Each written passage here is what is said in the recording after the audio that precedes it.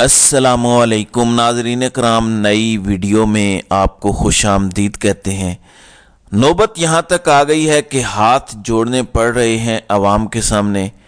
जलसा करने लगते हैं तो अवाम तहरीक इंसाफ के झंडे लेकर आ जाती है, उनका पीछा करती है। मरियम के पापा चोर हैं के नारे लगाए जाते हैं। ये मैं आपको बोल के नहीं बता रहा, बल्कि ये वीडियो देखें, आपको समझ आ जाएगी कि जलसा हो नवाज शरीफ का और मरियम का, और नारे लग रहे हों मरियम के पापा चोर हैं और तहरीक इंसाफ के झंडे हों। ये ज़रा देखें।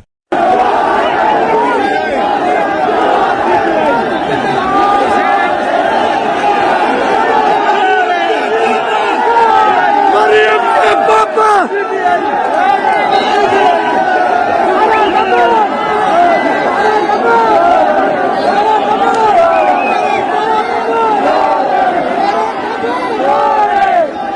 जी, हालात ऐसे हैं कि वाकईतन हाथ जोड़ने की नौबत आ गई है। नून लीग एक टांगा पार्टी बन गई है।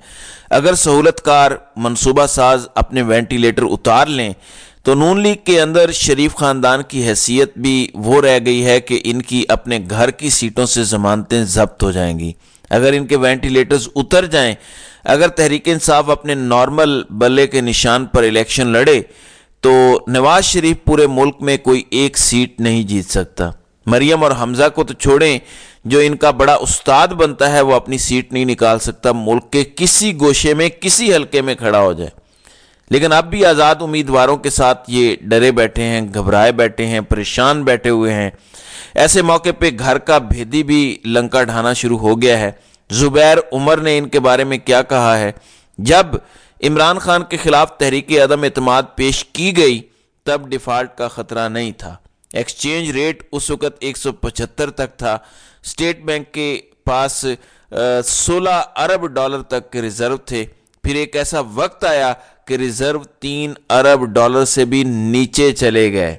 जिस शख्स ने नवाज शरीफ और मरियम की डील करवाई, यानी बातचीत का आगाज़ करवाया, जो छुप के मुलाकातें करता रहा जनरल बाजवा और जनरल फैज से, जिसने आके मीडिया पे इकरार किया, फिर जिस पर उस वक़्त के ISPR के हेड ने भी बताया कि हाँ जुबैर उमर साहब आए थे मुलाकात करने, वही जुबैर उमर जिसने डील करवाई है, अब वो ये कह रहा है कि इमरान खान के दौर में डिफ़ॉल्ट का कोई ख़तरा नहीं था। ख़तरा उसके बाद पैदा हुआ जब 3 अरब डॉलर रह गए थे टोटल आपके अकाउंट में।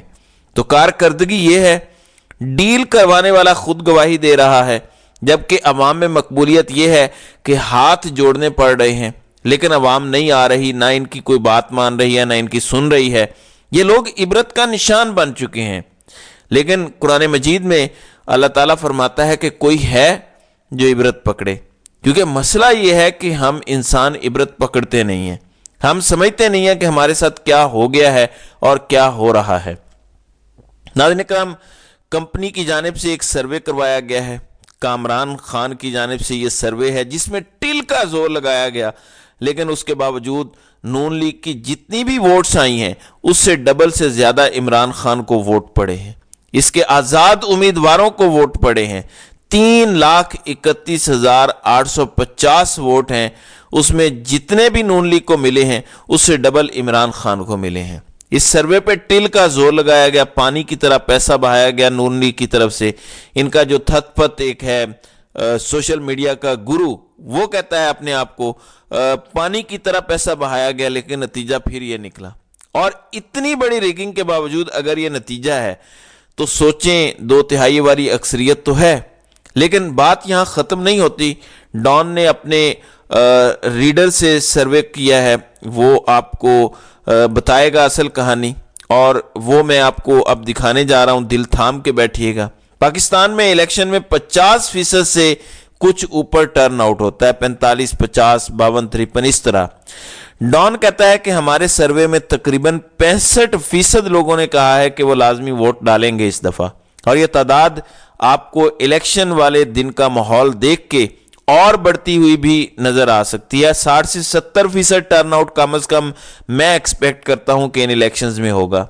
PDM की परफॉर्मेंस के बारे में आप क्या कहते हैं? तो उन्होंने कहा वेरी पुअर। सबसे ज्यादा लोगों ने कहा कि इनकी परफॉर्मेंस बहुत ज्यादा बुरी रही। 80% से ज्यादा लोग इनकी परफॉर्मेंस को बहुत बुरा समझते हैं। صرف 1.8% ایسے لوگ ہیں جو انہیں بہت اچھا اور 2.4% ان کو اچھا سمجھتے ہیں، باقی سب تقریباً اس کو برا سمجھتے ہیں، یعنی 90% سے زیادہ پاکستانی پی ڈی ایم کی پرفارمنس کو برا سمجھتے ہیں۔ اب اگلا سنیں، آپ کس پولیٹیکل پارٹی کو سپورٹ کرتے ہیں؟ ڈان نے یہ سوال پوچھا اور اس سوال کا جواب آپ کے سامنے ہے۔ پی ٹی آئی کو 67% ووٹ پڑ رہا ہے، نون لیگ کو صرف 16% اور پیپلز پارٹی کو 9.5%، جبکہ جماعت اسلامی 3.8% اور نن پہ 2% ہے، کچھ دیگر جماعتوں کو ووٹ پڑ رہے ہیں۔ تو یہ ہے صورتحال میرے پاکستانیوں۔ اور اس کے بعد پھر کیوں کانپے نہ ٹانگ جائیں کہ اپنے سروے کرواتے ہیں، اپنے ادارے سروے کروا رہے ہیں، اپنے میڈیا ہاؤسز سروے کروا رہے ہیں، ہر جگہ پہ عمران خان کا طوطی بول رہا ہے۔ ان حالات میں تمام تحریک انصاف کے ٹکٹ ہولڈرز جو اب آزاد امیدوار ہیں، ان کے لیے یہ کام کرنا انتہائی ضروری ہے، اور وہ ہے کہ قرآن پہ حلف دیں کہ وہ عمران خان کے ساتھ وفاداری کریں گے۔ ایسا نہیں ہوگا کہ الیکشن جیتنے کے بعد وہ پارٹی بدل لیں گے، اور اس کی ویڈیو بنائیں تاکہ ریکارڈ رہے، تاکہ دنیا تھوکے ان کے منہ پر اور اللہ کی لعنت پڑے ان کے اوپر۔ عمران خان کے بھانجے نے بھی یہ حلف اٹھایا ہے، اور یہ اس بات کی گواہی ہے کہ کوئی تفریق نہیں ہے، ہر شخص کے لیے حلف اٹھانا ضروری ہے، سب کو یہ کرنا چاہیے تاکہ عوام میں اعتماد آ جائے۔ عوام ووٹ ڈالے تو انہیں پتہ ہو کہ ووٹ ضائع نہیں ہوگا، کیونکہ لوگ آزاد امیدوار کو نہیں ووٹ ڈال رہے، اس دفعہ کسی پارٹی کو نہیں ووٹ ڈال رہے، لوگ فرد واحد عمران خان کو ووٹ ڈال رہے ہیں۔ یعنی شرط ایک ہے کہ آپ عمران خان کو دھوکہ نہیں دیں گے، جو بھی دھوکہ دے گا وہ تاریخ کے کوڑا دان میں ڈال دیا جائے گا۔ جاوید ہاشمی اصولی طور پر پاکستان تحریک انصاف کے امیدوار کے حق میں دستبردار ہو گئے ہیں اور اپنی سپورٹ کا اعلان کر دیا ہے۔ ان کے مطابق وہ اینٹی اسٹیبلشمنٹ ہیں اور اس وقت وہ پی ٹی آئی کی حمایت کرتے ہیں۔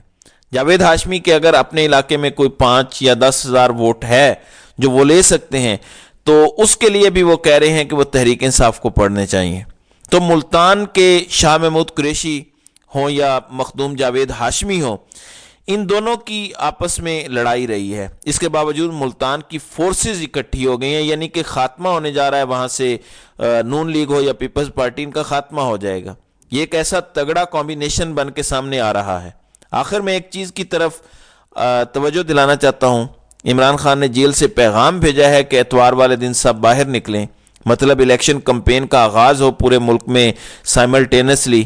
اس کا کوئی غلط مطلب نہ لے لے کہ آپ لوگوں کو کوئی احتجاج کی کال دے دی گئی ہے یا آپ لوگوں کو کہا گیا کہ جلسے جلوس کریں، ان کی ضرورت نہیں ہے۔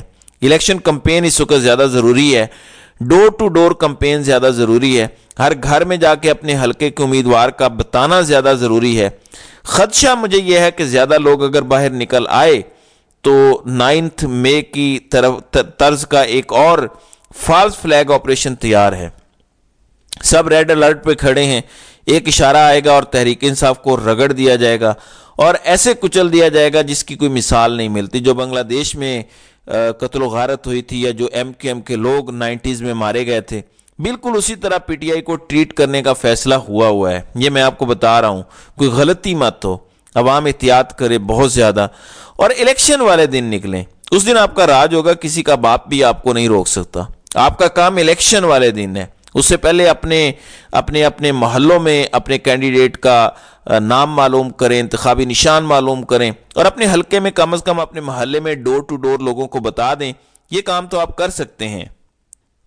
اپنی حقیقی آزادی کے لیے اتنا کام کرنا آپ کے لیے کوئی مشکل نہیں ہے۔ اس ٹائم یہ سیاسی جماعتوں کے لیے نہیں آپ سوچیں گے کہ یار کسی صحافی کا کیا کام ہے کہ وہ کسی جماعت کی کمپین کے بارے میں مشورے دے رہا ہے۔ میں یہ 4 سال سے مسلسل کر رہا ہوں۔ جب مجھے پہلی بار پتہ چلا کہ نواز شریف کے ساتھ ڈیل ہو گئی ہے مارچ 2019 کے بعد، میں مسلسل ایسے ہی بات کر رہا ہوں۔ لوگ اکثر بلیم کرتے ہیں کہ دیکھیں حکومت چونکہ اس وقت عمران خان کی تھی، آپ حکومت کا ساتھ دیتے ہیں، مہنگائی پہ بات نہیں کرتے۔ میں آپ کو تب بھی سمجھاتا تھا کہ کتنی بڑی جنگ چل رہی ہے پردے کے پیچھے، اور عمران خان کتنے محاذوں پہ لڑ رہا ہے آپ کو اندازہ نہیں ہے۔ آپ کو پتہ چلے تو آپ بھی یہ تنقید نہ کریں۔ اب وہ سارے لوگ پچھتاتے ہیں کہ مجھے میسج کر چکے ہیں کہ آپ ٹھیک کہتے تھے، تب ہم غلط تھے، جذباتی ہو جاتے تھے۔ آج بھی میں اسی لیے کہہ رہا ہوں کہ حق اور سچ ایک طرف کھڑا ہے اور بدی دوسری طرف کھڑی ہے، اور وہ بدی میرے ملک کو تباہ کرنے پہ تلی ہوئی ہے، اور میرے لیے میرا ملک میری پریورٹی ہے۔ اس ملک کے 25 کروڑ لوگ میری پریورٹی ہیں، ان کے مفاد میں جو بہتر ہوگا میں آپ کو اس طرف ہمیشہ گائیڈ کرتا رہوں گا انشاءاللہ۔ تو ناظرین اکرام، آپ کی اس ویڈیو کے حوالے سے کیا رائے ہے؟ آپ اپنی رائے کا اظہار کامنٹ سیکشن میں ضرور کیجیے گا۔